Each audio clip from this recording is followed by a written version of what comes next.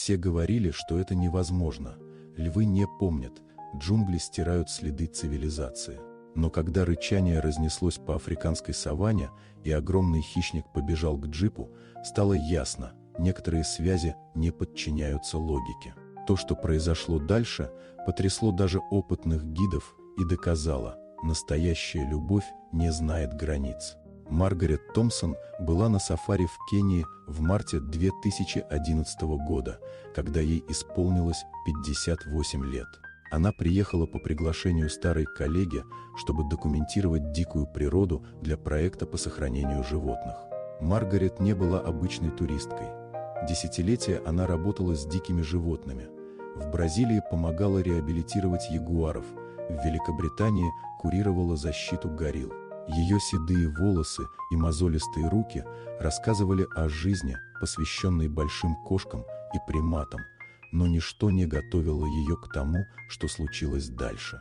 Джип медленно проезжал через заросли, когда водитель резко затормозил. На поляне лежала львица, ее тело было покрыто свежей кровью. Рядом плакал крошечный детеныш, пытаясь найти мать. «Охотники», – тихо сказал гид Самуэль, голос полный гнева и печали. Сердце Маргарет сжалось. Она знала этот взгляд матери, которая умирает и не может защитить дитя. Львица с огромным усилием повернула голову к Маргарет. Глаза ее, золотые и почти затуманенные смертью, казались полными понимания. В последнем акте силы она осторожно взяла детеныша за шею и поползла к джипу. Маргарет не колебалась.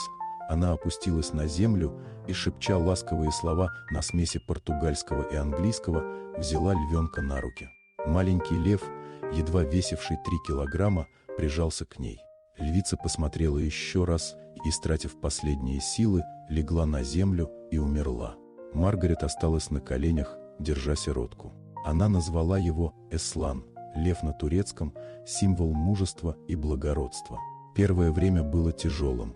Эслан отказывался есть, плакал, скучал по матери.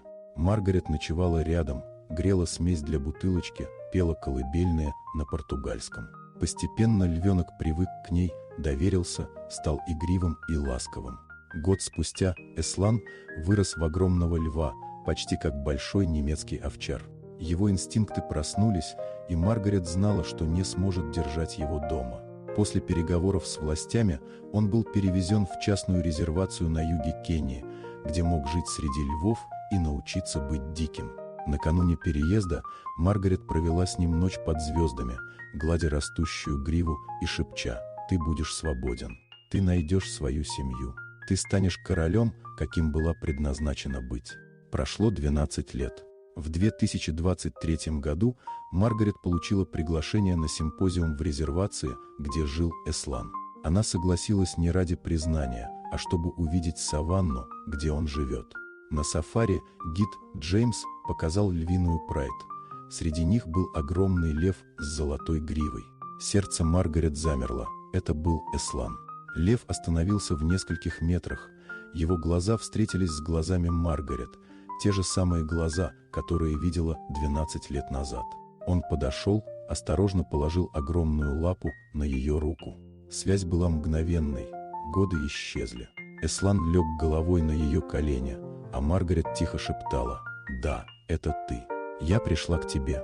После долгой паузы львица из прайда позвала Эслана, и он поднялся. Маргарет, скользнув руками по его гриве, тихо сказала: «Иди к своей семье. Они твой мир теперь». Лев отошел, но обернулся в последний раз, и Маргарет была уверена. В его взгляде была благодарность и любовь, которые преодолели время, расстояние и даже видовую принадлежность. Эта встреча доказала ей и всему миру: настоящая любовь не умирает.